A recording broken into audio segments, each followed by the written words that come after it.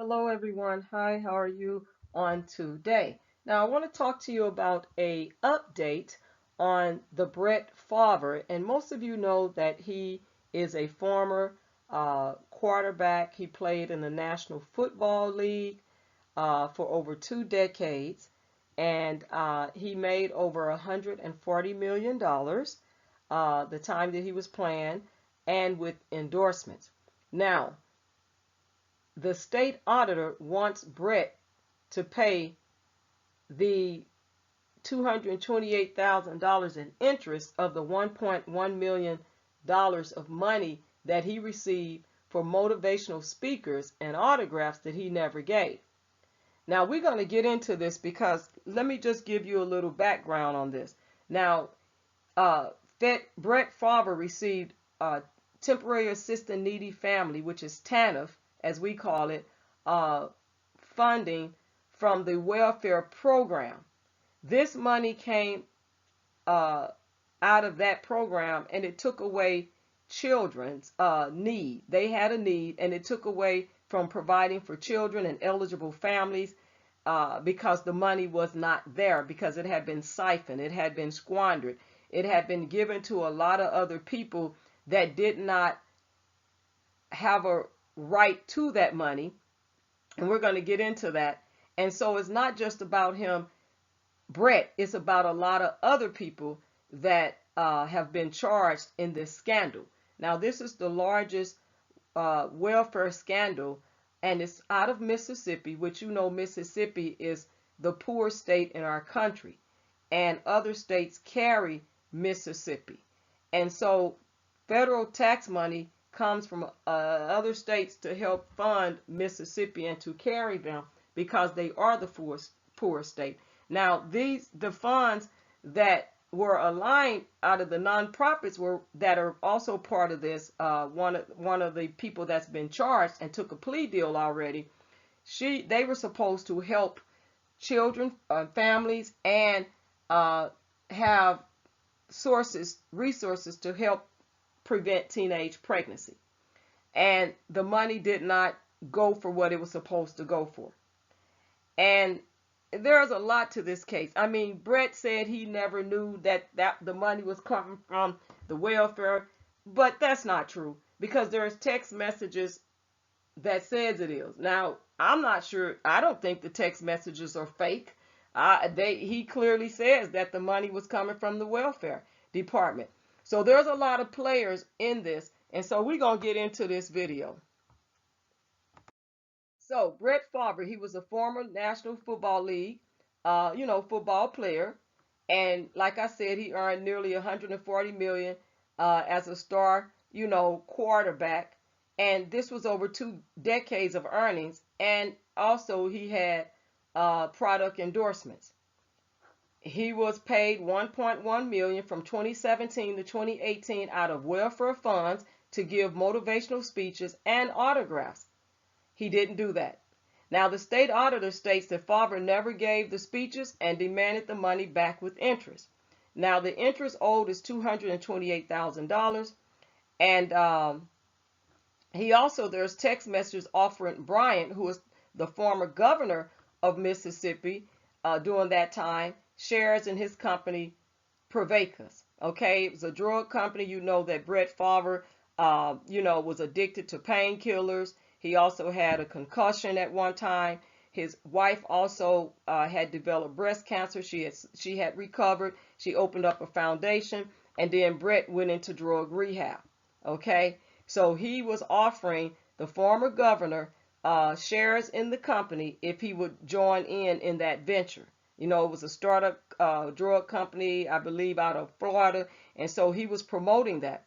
He also was requesting 3.2 million for his alma mater where he played football, and also for a volleyball complex because his daughter also played volleyball at the University of Mississippi.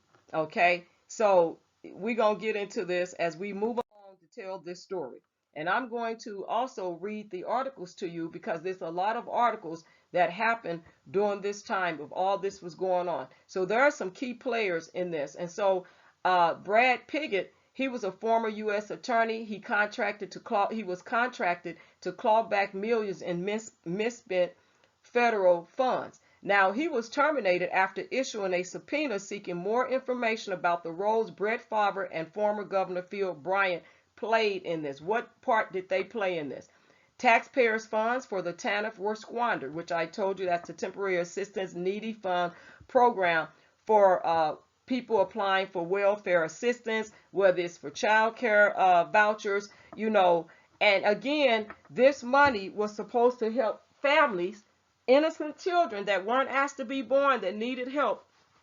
And there was, just so you know, there was a mother that was interviewed, and she stated that she applied for a child care voucher. She received it and got approved, and then the next year when she applied, she was not approved.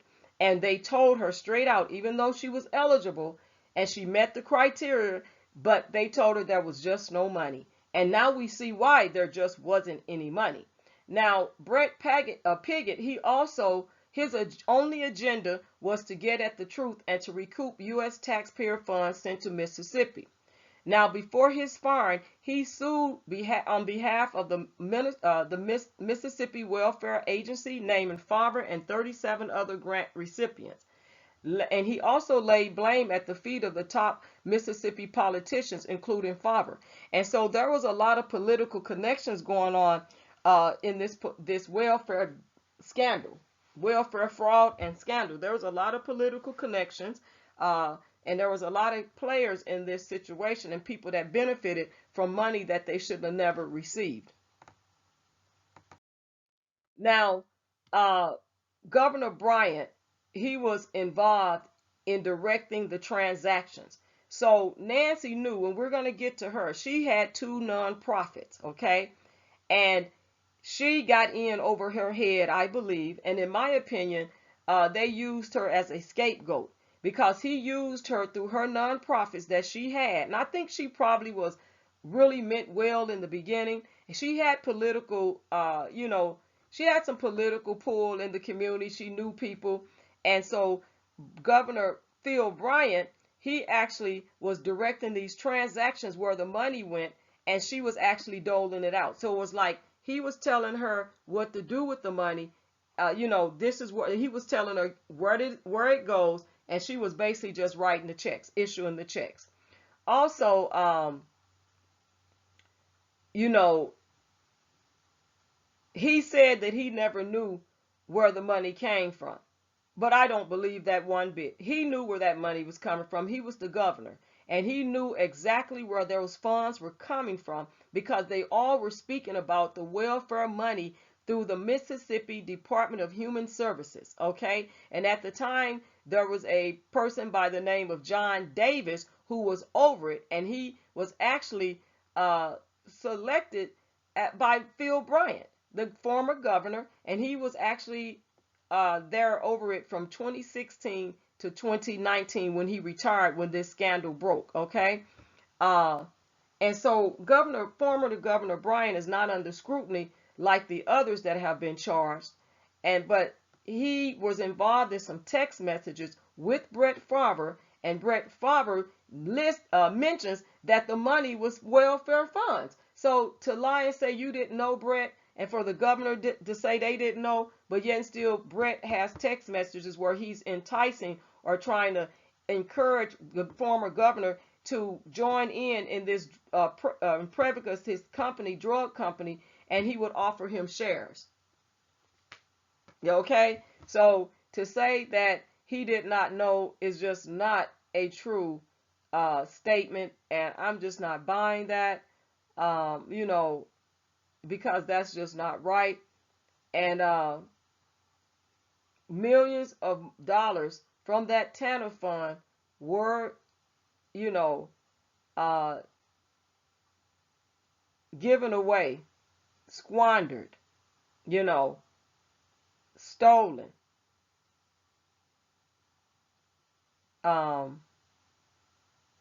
That should not have been stolen, okay?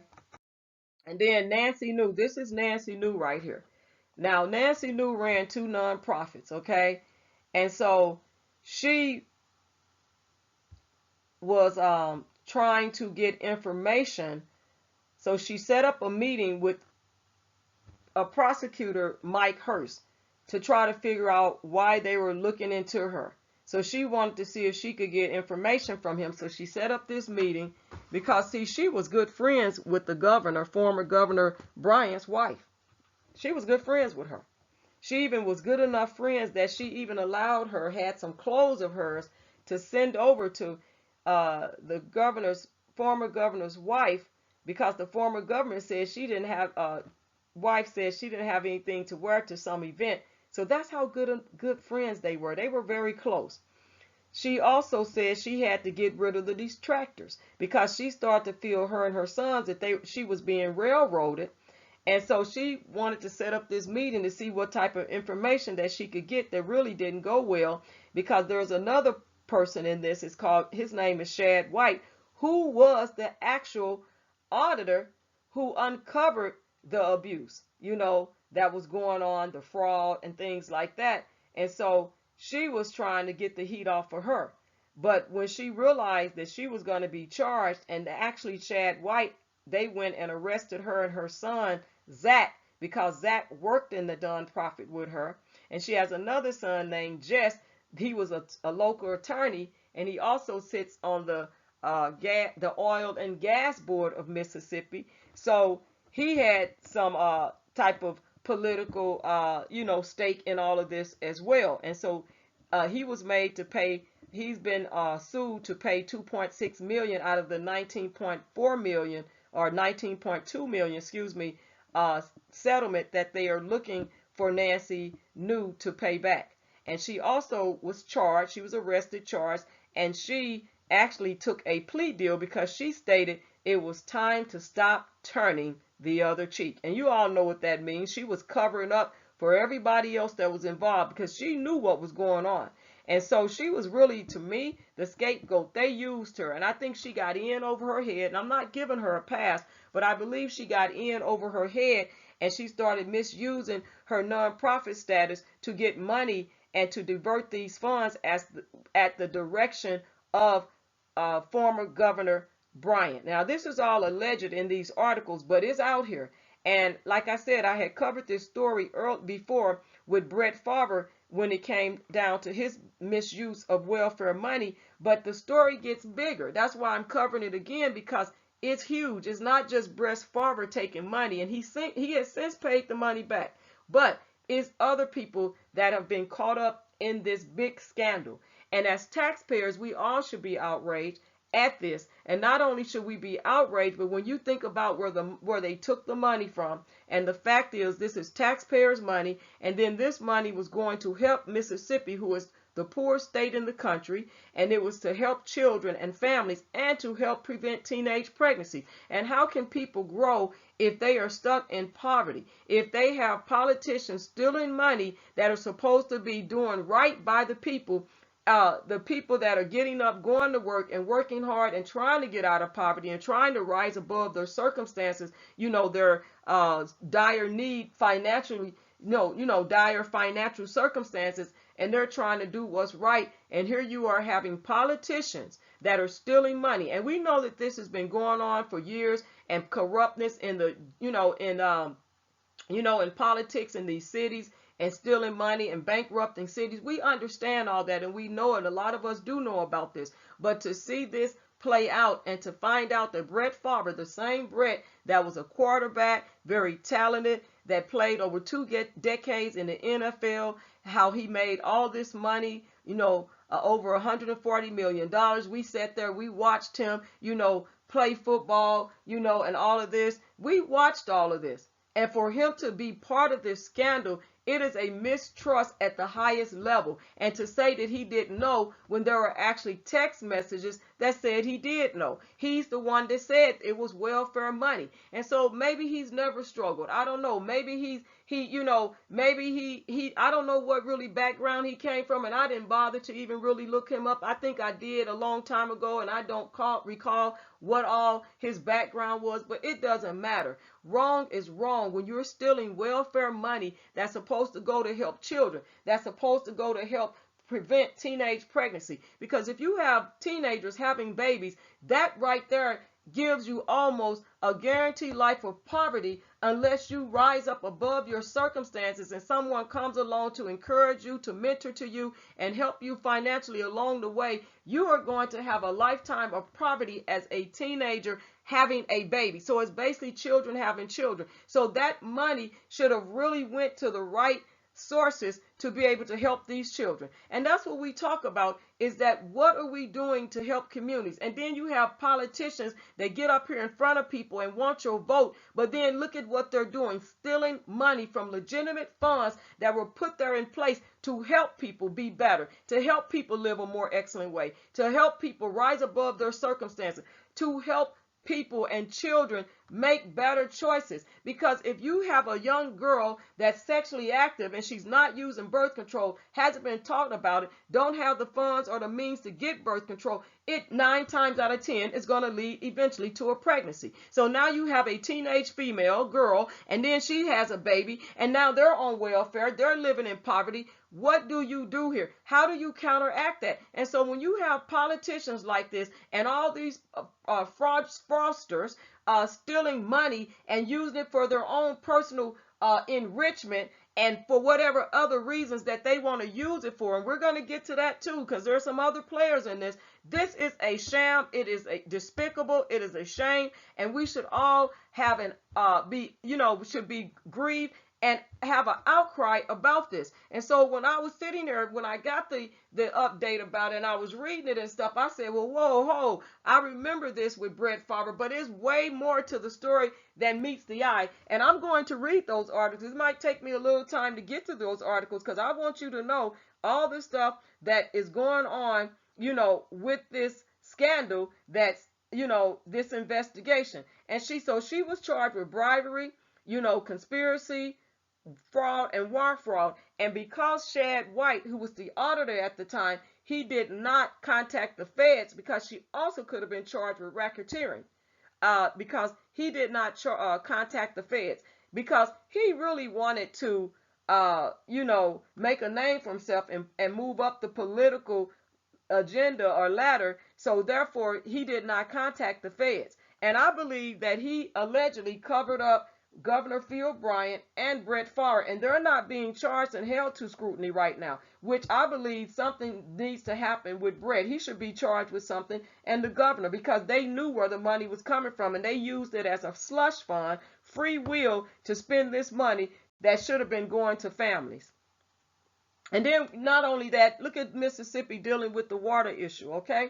So here we go. Now this is John Davis. John Davis is the former head of the Mississippi Department of Human Services, okay, the MDHS. Now, he was chosen to lead the agency from 2016 to 2019. He retired, but he was chosen by Governor Phil Bryant at the time. And now, and I'm not saying nothing negative about Republicans, so don't get it wrong with me. I'm telling you that the article says that these people are Republicans. And when they want to sit out here and go back and forth against the Democrats, and I read a lot, so when I read these articles, and it always has to bring up something to do political, it's articles that have nothing to do with the president or nothing, but we always seem to come back to some silly commenters putting that Biden is his fault, it's the Democrats' fault. But we are talking about a major scam, and these players were Republicans. So we cannot throw stones, because it's like calling the kettle black, because nobody is perfect in politicians. That's why we have to pray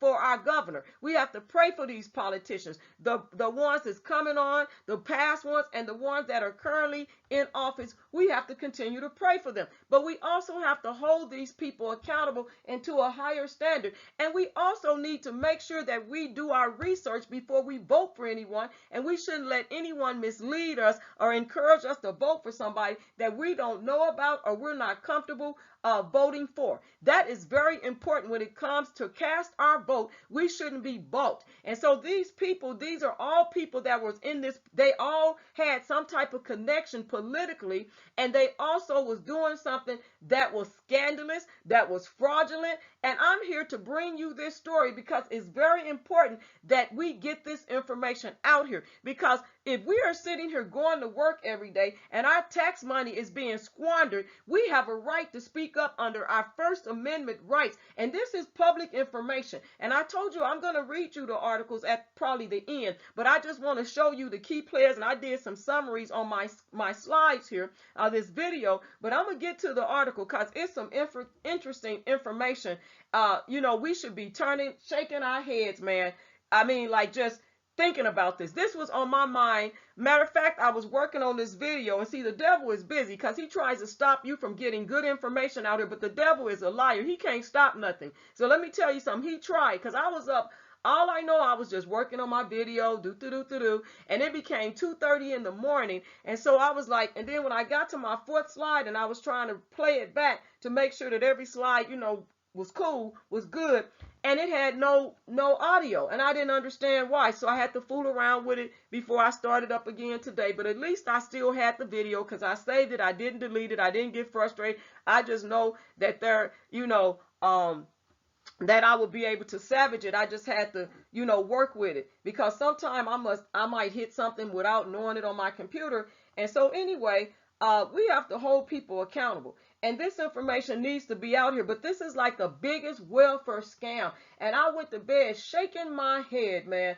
I woke up shaking my head and said, well, you know what? I got to get back to that video because I got to get this out here for people to know. If you live in Mississippi, or you live in the surround, or is your state one that carries other states, like the blue states carry the red states or whatever, it's just so really sad and disheartening to see this. So getting back to John Davis, now here he is overseeing the Mississippi Department of Human Services, and he's participating in fraud. Okay, so he directed one contract to Austin Smith, who was his nephew, who was paid more than $400,000 out of this TANF program fund. You hear me?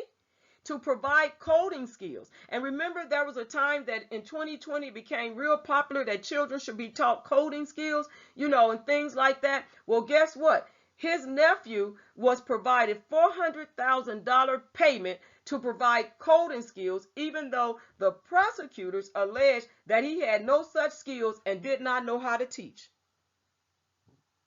Lord have mercy. Had no skills, no credentials, didn't even know how to begin, probably how to teach. And he was paid $400,000 out of this fund. And so he's being charged with bribery, embezzlement, and conspiracy, and making false statements to the government. Now, isn't making false statements to the government, isn't that perjury? Don't they testify under oath that they're going to tell the truth and nothing but the truth when they're testifying to the government? And he's being charged with making false statements to the government, as well as bribery, embezzlement, and conspiracy.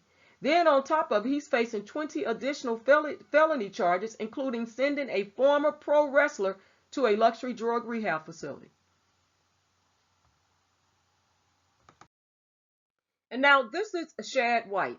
Now he has an impressive resume. He really does. He's went to Harvard and different others, universities. He also, he came from a town of like 731 population. He's in the church. He's married, has, I believe, a daughter or two, something like that. But I wanted to give him some props at first. But as I read this article and continued to read the different articles that was attached to get more information, I realized that he's covering up for Governor Phil Bryant, former governor, and he's also covering for, he's trying to protect, I would say trying to protect them. Let me turn that around and say that he's, I stand corrected, he's trying to protect the former governor, Bryant, and also Brett, because he had a decade of close ties with the former governor, Bryant. Yes, he does.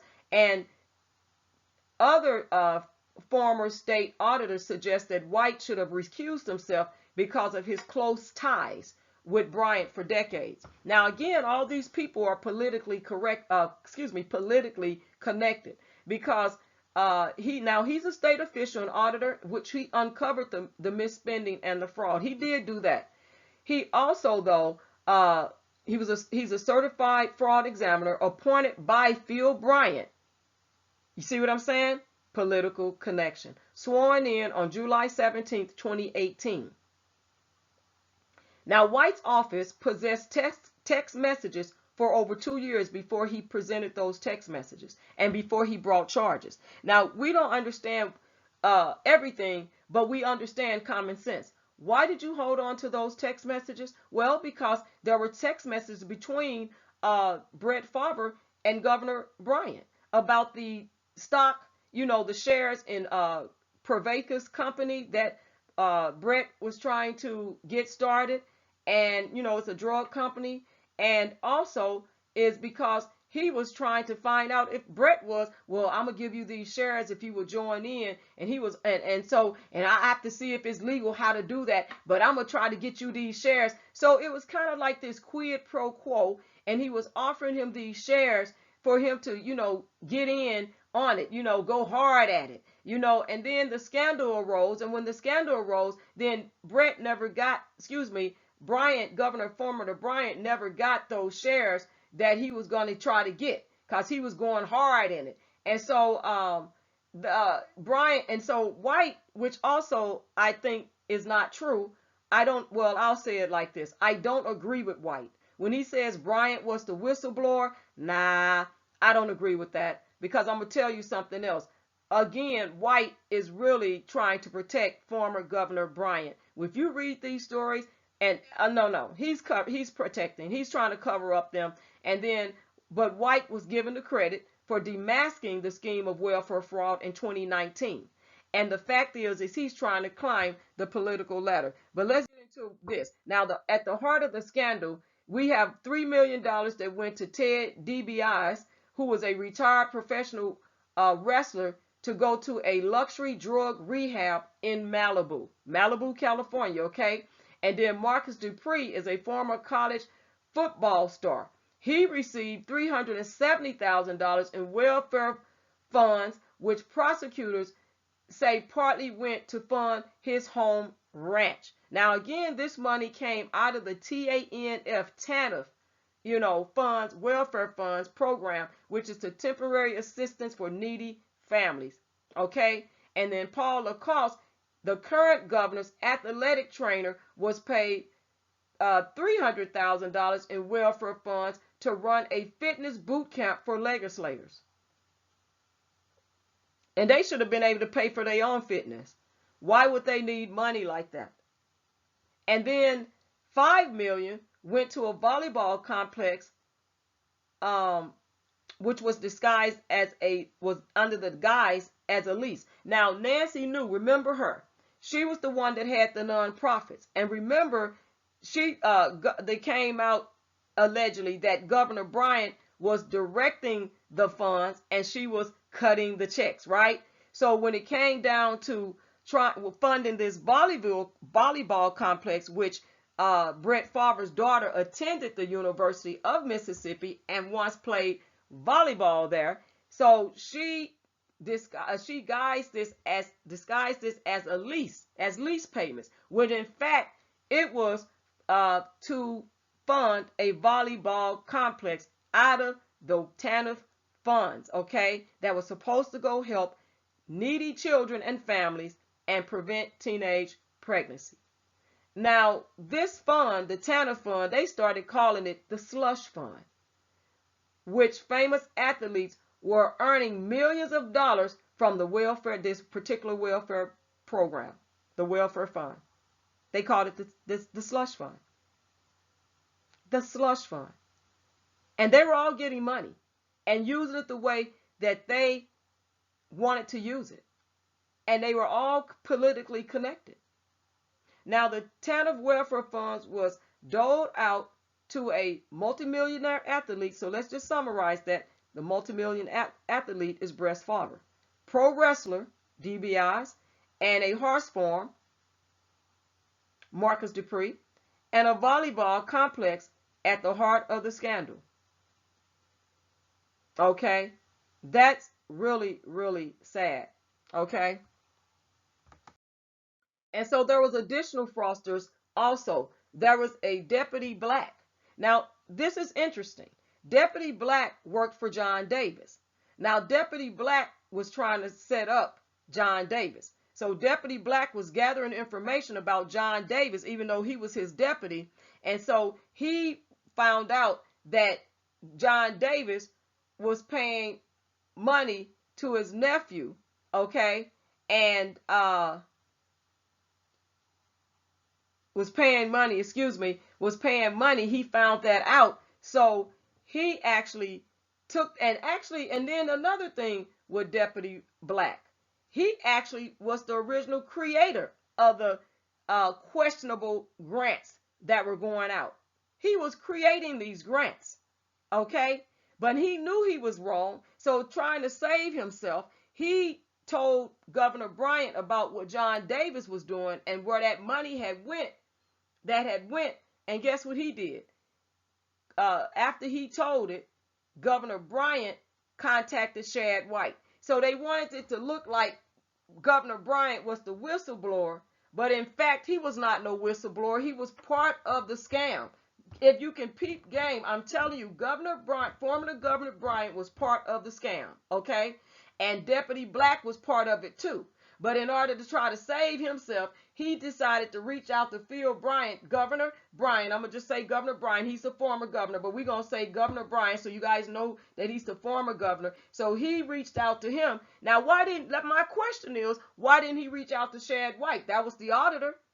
So why didn't he tell him about it? No, because you know what? He reached out to Bryant, and then Bryant reached out to Shad White, and Shad White wants to give credit saying that Governor Bryant was the actual whistleblower. In fact, he was not. He was part of this scam. He was part of this fraud, and he is really just being, just being protected. That's all by Shad White. And I was going to give, like I said, credit to Shad White, but he don't deserve no credit because they're all politically connected. And so Shad White is friends, has close ties, okay, with Governor Bryant. So guess what? He's trying to protect Governor Bryant. And so you have Deputy Black over here that was building a case against John Davis, who you remember now, John Davis was over Department of Mississippi Human Services for Welfare. And and so he retired in 2019. But guess what? He was chosen by Governor Bryant to run that agency,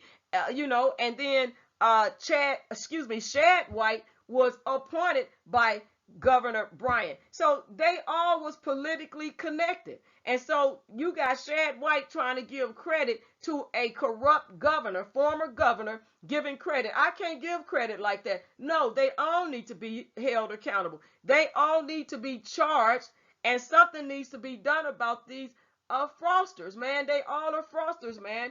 And so this is what was going on here, and so what happened with Deputy Black, he was sued and demanded to pay back $3 million. Yes, he was demanded to pay back $3 million. So because all of this is going on. And so and then you have Nancy New involved in that, like I was telling you, where she took a plea deal, and she has to pay back, minus 2.6 million her son has to pay out of the 19.2 million that she has to pay back. And she's lucky that the FBI was not involved, because they could have charged her with racketeering. And the thing is about this is that Shad White decided that he wasn't going to contact the feds. He was going to do it on his own. So he went and arrested Nancy New, as I stated earlier. He went and arrested her because he wanted credit, where he wanted to get credit for this, for opening up, and unmasking this fraud scandal. So he of welfare in Mississippi. So he wanted to get credit because his agenda is to still go up the political ladder. Excuse me. So this is what's going on with these people.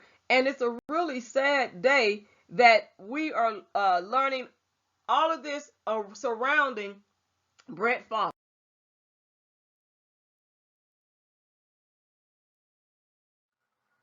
Now, I know that was a lot of information regarding this article, and sometimes it just takes to get to the, to get the information out there. So I appreciate all of you tuning in to this video. So when you get a chance, even if you can't watch it all together, but it also is information because, there's a lot going on in, in society, in our world, and to see that this investigation has been ongoing, but it uncovered that it's not just Brett getting money and then being told to pay it back and asking for it and demanding that it be paid back. But with this particular case that was surrounding him with the money, it turns out that there was a bigger scandal surrounding that 1.1 million that Brett Favre received, and he actually knows that it was welfare money. So me, with that being said, in my opinion, I think that everybody that's involved needs to be charged. See, when you can't just charge a few people and not hold other people accountable, because then they start to think that they're untouchable and they get away with things. So we have the former governor; he should be charged. Brett Favre should be charged. I mean, there are other people that need to be charged, not just the people that they charge, but a lot of other people need to be charged for what has taken place. So with that being said, thank you for tuning in. Please like the video, share it, and don't forget to subscribe to the channel if you're not a subscriber. Please leave your respectful comments below. I really would like to know what you all think of this because, we know that there's a lot of politicians that participate in corruption. We know there's a lot of politicians that are corrupt themselves. They have evil and wicked hearts, and they steal money. And when you look at a case this big and it's still an ongoing investigation of them stealing money, embezzling money, bribery, conspiracy, racketeering, and taking this money, funding their own lifestyles and funding companies and doing all this stuff. Look at the Black Lives Matter, Shalamaya Bowers. Look at that. Look at Patrice Cullors. I mean, we can go back and keep looking. We can even look at the cases where, right now where there's this major ongoing case where, people was stealing money, embezzling money, bribing, and people and everybody is not being charged. They was given immunity. And look at Nancy New. She took a plea deal, because she was going to spend time in state prison. That's what she was facing. So it's sad when you start stealing money from children, welfare systems. Come on now, systems that can help people live a better life, that can help them out of poverty. We're talking about the state of New York, which is the most poor state in our country, and how can they ever get to a better place if you have corrupt politicians and rich people stealing money? And Brett Favre was I think he got into politics, but he was a public figure, and he's taking welfare money, and in text messages it's out there, and you can look the articles up. You can use the ones that I put here, but he's out here stealing money and trying to say that he did not know anything about where the money was coming from. I'm not buying that. Definitely not buying that. So again, thank you for tuning in, and let me just give my copyright disclaimer. Under Section 107 of the Copyright Act 1976, allowance is made for fair use for purposes such as criticism, comment, news reporting, scholarship, and research. Fair use is a use permitted by copyright statute that might otherwise be infringing. Nonprofit, educational, or personal use tips the balance in favor of fair use. Now, I'm gonna say what I'm going to say. It's just downright just despicable.